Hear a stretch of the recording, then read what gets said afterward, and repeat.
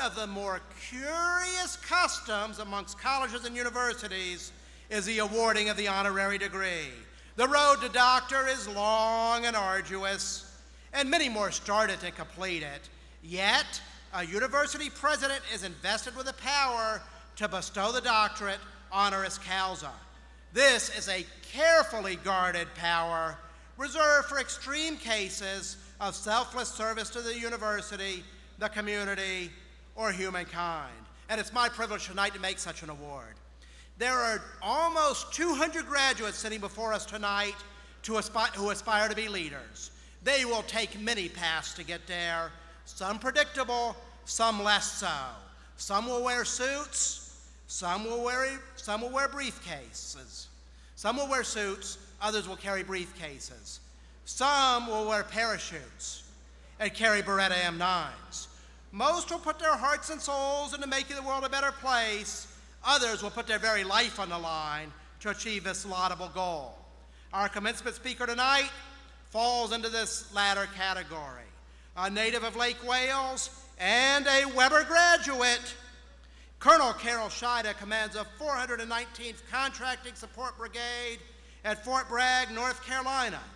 She just returned from a 10-month overseas deployment, not our first, and given the lovely Afghanistan summer weather, she probably doesn't have very much pity on us about these hot robes. She served there, amongst other roles, as commander of the Expeditionary Contracting Command. Colonel Tschida's most notable awards and decorations, and this is by no means in the imagination an exhaustive list, includes a Bronze Star with Oak Leaf Cluster, the Defense Meritorious Service Medal, the Army Meritorious Service Medal with 7 Oak Leaf Clusters, the Joint Service Achievement Medal, the Army Achievement Medal with 2 Oak Leaf Clusters, the Army Senior Aviator Badge, and the Army Superior Unit Award. Colonel Tschida, would you please join me at the podium? Mr. Vice Chairman, would you assist me in presenting our distinguished speaker with the outward manifestation of our scholarship? You come close for a picture. Perfect.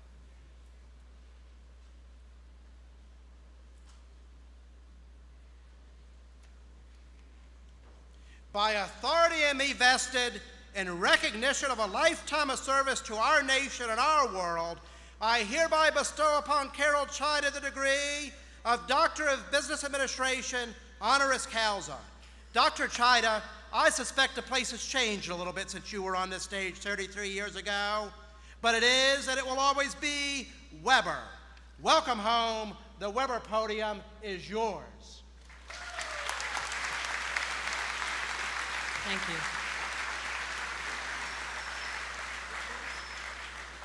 Good evening to all the graduates, the family members, friends, honored guests, Weber's faculty and staff, the board of directors, and all the alumni in attendance tonight.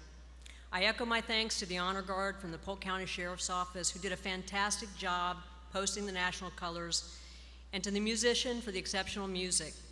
I love hearing the national anthem at the beginning of any event. Every time I hear it and I see the colors posted, it makes me proud to be part of all the good our nation is and does. Old Glory is a symbol of our past history and of the great potential that we, as a nation, have for the future. Just as the degrees bestowed upon our graduates today are a symbol of the hard work and achievements during their time here at Weber, and of the potential that they have to be successful in their future endeavors. Thank you, Dr. Wade and the Weber staff for honoring me with the opportunity to speak to your esteemed graduates, for bestowing the honorary doctorate degree on me. This brings me to the first piece of advice for the graduates. Don't let this be your last degree. Make education and learning a lifelong endeavor. Today is a great day to be a soldier, but before I became a soldier in the Army, I was a Weber warrior. I can tell you that the lessons learned here on this campus by today's graduates has better prepared them for a life than any of them realize right now. It feels great to come home and to visit my alma mater. My mother worked on this campus when I attended Babson Park Elementary School just down the road, And as Dr. Wade said, my family's in the audience today. I credit them for all the inspiration and determination that they instilled in me and for my drive to achieve higher education. I wouldn't have had the military career that I have without their support and encouragement to go the distance in serving my country. I know that many of you have friends and family here supporting you today, and probably some others that couldn't be here with you. So don't forget to thank them. I saw that you did earlier, and I'm sure there are many more to thank. They lifted you up, and they kept you on an azimuth to graduate. Most of us don't get to this point completely alone. This brings me to my next piece of advice. Take time to show your gratitude and appreciate those who inspire you and help you along your path. So here I'm going to deviate for just a minute publicly and take my own advice, and I'm going to say thank you to some of my points of light. First, Dr. and Mrs. Wonker for teaching me untold lessons, for holding me accountable as a young student, and for being an early inspiration to me and countless other students. She was one of my elementary school teachers, and he was one of my high school teachers. Now, I don't often share, but she did give me my first F, and my last one, because I learned a lesson about accountability. Thanks also to Ray and Karen Bassett, pillars of the Babson Park and Polk County community. They've been mentors to me since I was about 13 years old, through college and beyond, and I am so blessed to have all of them in my life. So now it's not lost on me that all the graduates are thinking about getting your life on after you depart today's ceremony, and many of you won't even remember the message I delivered today, but I do want you to know that I've been where you are. When I graduated from Weber, I wasn't exactly sure what I wanted to do with my life. Much like you, I had a lot of tools in my kit bag that even I didn't realize. I had a lot of hopes and I had a lot of dreams, sort of a bucket list of things that I wanted to do. I knew that I wanted to travel, although I will admit I did not necessarily aspire to travel to Kuwait, Qatar, Iraq, and Afghanistan, and I have now had the opportunity to do that several times. So to those of you who majored in hospitality and tourism, and you have similar dreams about travel, all I'm saying is be careful what you wish for. I had a lot of ideas, not a lot of plans. For example, I knew deep in my heart that I wanted to adopt a child one day. Maybe some of you have a similar calling. I never dreamed I'd get to build my family through international adoption, and that one day I'd travel to Russia to get my 2 sons, and later to China for my daughter. So my next piece of advice for the graduates is dream big, dream with all your heart, and follow your dreams. To pull that thread a little, here's a point to consider, and I want you guys to think seriously about this. You could all be astronauts if you wanted. Now's the time to think and commit, though, because what you'd have to do is you'd have to join the military, and then you'd have to get in the astronaut program. And I know what you're thinking, yeah, right. But it's true.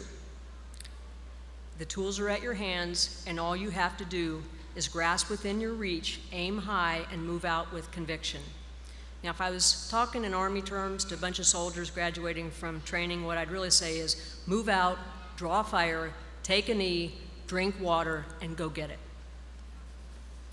More advice. As soon as you land your first job, start saving money and set up investments for retirement. Trust me when I say, if you're out there thinking you can't afford to do that, the reality is you can't afford not to. You can always cash in, but you can't go back in time and start up. Mark Twain said the 2 most important days in your life are the day that you're born and the day you figure out why. Shortly after graduating from Weber, I found my place in the Army. My basic branch is aviation, and I've piloted several of the Army's single and multi-engine helicopters and airplanes. I've also served in military intelligence, signals and communications jobs in the Army, and since 2001, my functional area specialty is the Army Acquisition Corps. We design, develop, deliver, and sustain capabilities that dominate the battlefield and any adversary that threatens us.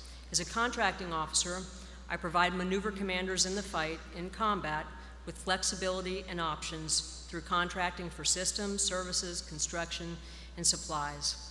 Our industry partners, where many of you graduates will find jobs, are very important to us. Without them, we couldn't deliver integrated and synchronized logistics and sustainment on the battlefield. My contracting office is at Fort Bragg, North Carolina, and currently we have military foreign sales contracts with over 15 countries where we sell equipment and we train foreign military partners to use it. We strive to enable our partners with equipment to build capability so that they can be our partners on the battlefield. We have to help them develop their industrial base. Some of the examples I can share with you are the sales, maintenance, and training of military helicopters, air defense artillery like the Patriot missile systems, and an assortment of ground vehicles. Now, without going too military secure on you, I'll just say that in the military, we refer to the global scene as a VUCA environment. It's volatile, uncertain, complex, and ambiguous. We're in an era where aggressive competition between powerful and influential nations and economies are in competition. Loosely translated, that threatens regional security and international borders. All of this influences industry, and it certainly affects the global economy. It applies to all of us. Whether you're a political person or not, your future, the world's future, is affected by politics and war. I mention that because this is a business school, and you've all learned to be business-minded, critical thinkers. So you should give it some thought as you set out and you chart your path forward.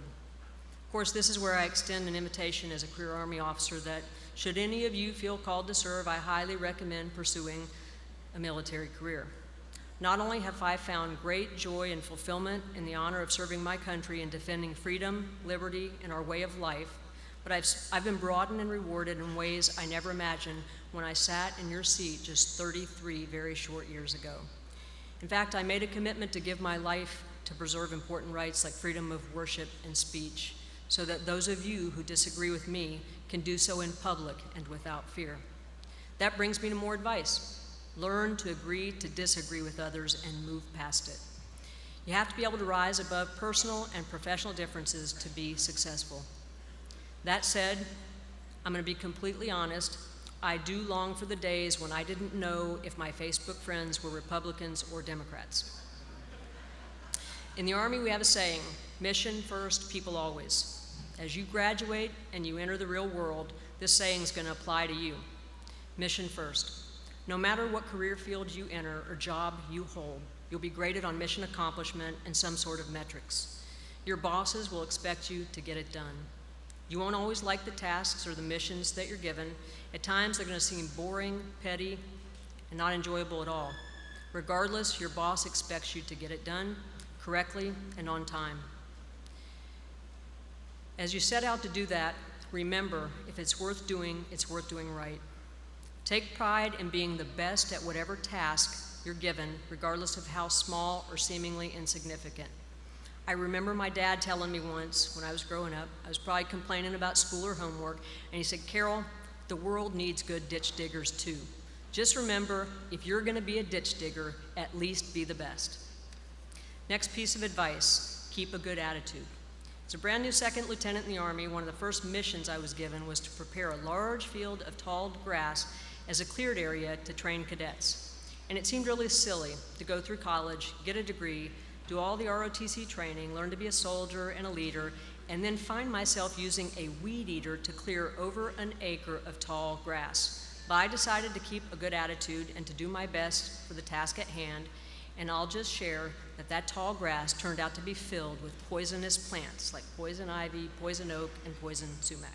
So my point here, and more advice, is that when you're out there doing your best at a task that really stinks, sometimes you just have to embrace the suck. Also, developing a sense of humor helps you laugh at life's many opportunities. People always. In all cases, how you treat your peers, your supervisors, clients, and customers that you'll have makes a difference. We've all heard the golden rule, treat others as you would like to be treated. How you follow it may very well determine whether you succeed or fail. The people around you can help decide whether or not they're going to help you or hinder you. If you don't treat others with dignity and respect, they may not be as eager to help ensure your project is done on time and to standard. Sometimes a kind word and showing genuine care makes a huge difference.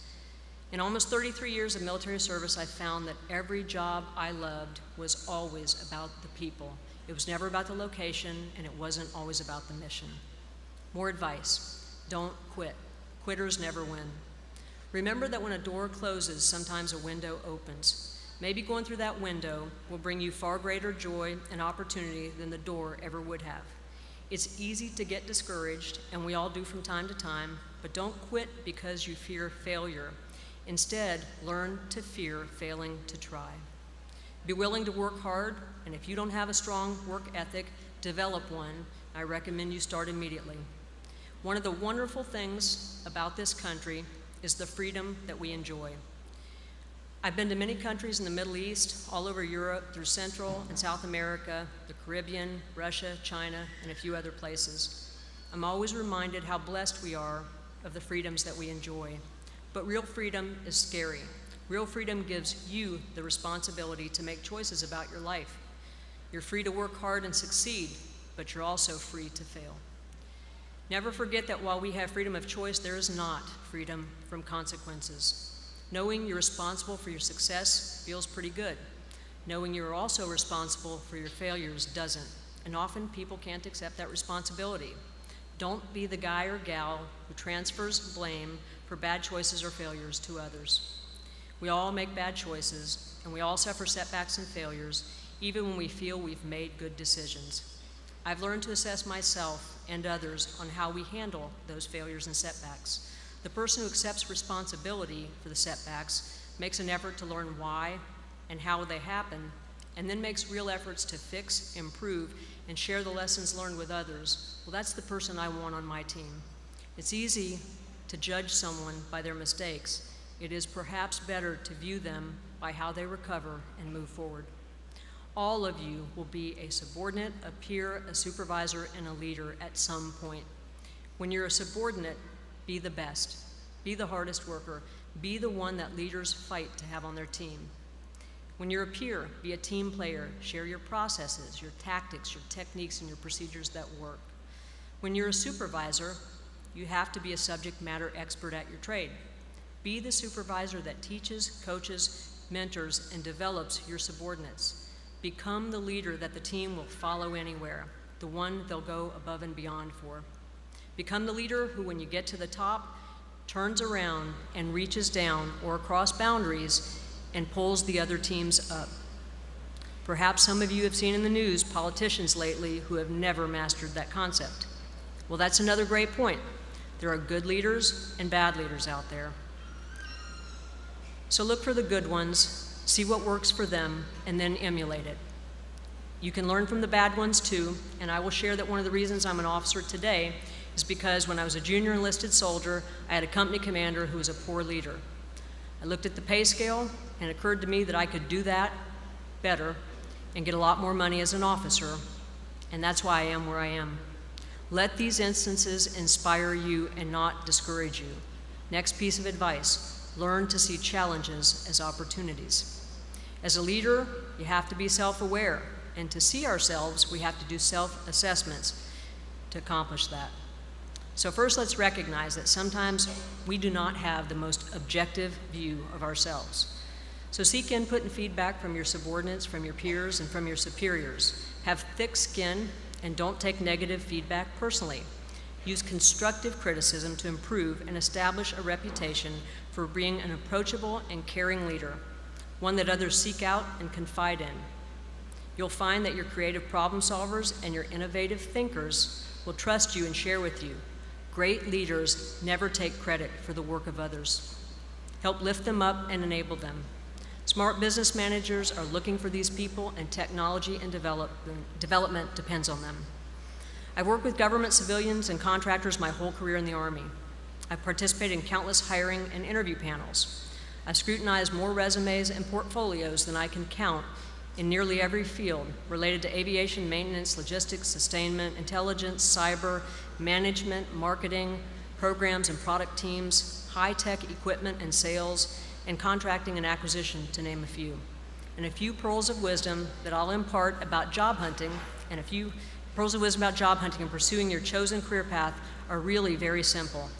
First, on resumes. When you put your resume together, if you choose to have it professionally written, and there's no shame in that, just make sure you study it hard and that it's accurate and truthful and that you can answer interview questions about it. Number two, it's a good idea to tailor your resume to showcase your capabilities and strengths for each job that you apply for, using information about the company, its products, its services, and its mission. It's always obvious to employers which applicants have gone the extra mile to show their value to the organization. Number 3, community service matters in your resume. And my hope for all of you is that community service also matters in your life. There are many ways to be a giver rather than a taker. My husband and I have rescued animals, mostly dogs and horses. Find your niche and give back. Someone remarked to me once that outside of the military, my whole life was all about animals. And after I reflected on it for a minute, my response was, no, they're not my whole life, but they make my life whole. Number 4, write and get published in your specialty and in diverse forums. The example I'll use here is, as an acquisition officer, I often see our material only getting published in the acquisition, logistics, and technology forums and media. But the really smart folks get their stuff published with infantry, armor, aviation, and intelligence media. If you're only writing for your own tribe, there's no cross-fertilization happening, and your information might not achieve its maximum potential. On interviews, when you prepare for them, you have to practice. You've got a murder board with a panel, not just a panel of friendlies. You want to engage folks who will ask you tough questions, things you may not have considered, things that will stretch you, prepare you, and polish you for the real event. On social media, if you don't think employers are looking at your social media and your accounts and your profile, well, I'll just say LOL. Email. When I was doing graduate studies in strategy at the Air War College, we called it the Washington Post test. Basically a good test for whether you should post a picture or an opinion on social media or whether you should send a particular email is whether or not you'd be comfortable seeing it as a lead story in the media attributed to you. If not, you probably shouldn't do it. Your generation is well aware that once something is posted on the internet, it's out there forever, and with the right search engine, it can be found. So don't think for a minute that your potential employers won't research you before offering you a job. Resiliency. Mental and physical fitness should be part of your daily routine. You all have to be resilient enough to bounce back from setbacks or bad days, to maintain a healthy family life when things are stressful and difficult. You might not have to do mandatory physical training like I do, but keeping yourself healthy enough for your loved ones and to enjoy life to its fullest can't be emphasized enough. And now, in the spirit of not cheating anyone here out of a safety briefing that we in the military love and live by, if you drink alcohol, drink responsibly, which I tell my soldiers basically means no driving or swimming if you're drinking. But for today's purposes, to all who will celebrate graduation tonight, and or the historians who will celebrate the great historic Battle of Puebla, otherwise known as Cinco de Mayo, please do it responsibly. To quote a favorite Army chaplain, Colonel Retired Neil Dennington, enjoy yourself to the point of self-control. You will have many things to celebrate in the years to come, so don't let this be your last celebration. I've never forgotten the 2 classmates I lost here at Weber who had made exactly such a bad choice and didn't make it to graduation. Graduates, as you start out the next chapter of your life, my wish for you is that you find a career you love, something that drives you, that's productive, that makes you a strong, contributing member of society, something that makes your community, your organization, and your country a better place. I challenge all of you to take some calculated risks and dare to be great. Last word of advice, remember that success favors the prepared. May God bless Weber International University, its staff, the faculty, students, the alumni, but especially today's graduates and their families. May God bless the patriots and heroes who sacrificed to serve and protect the freedoms of the many from the tyranny of the few, including our local, state, and federal law enforcement professionals. And may God continue to bless America. Now, before I step down from the podium, I'm going to explain just a quick presentation I'm going to make on the way out. One of the privileges that I have as a commander in the Army is I get to award my unit's coin. So these coins are given out to recognize and award special achievement. As I've been so graciously recognized by Dr. Wade and Weber International University with an honorary doctorate degree, I recognize the role that Weber played in developing me into the leader that I am today. So I'll present these coins to Dr. Wade as a token of my appreciation for all he and the other leaders at Weber have done, not only for me, but for all of the amazing Weber warriors. The 3 coins are from the 900th Contracting Battalion, the 419th Contracting Support Brigade, and the Expeditionary Contracting Command, Afghanistan, all units that I've commanded. I'm also awarding Weber International 3 coins of the same type to display wherever the college sees fit. So thank you to Dr. Wade, to Weber International University. Congratulations and best of luck to all the Weber Warriors. Army strong. Pull up.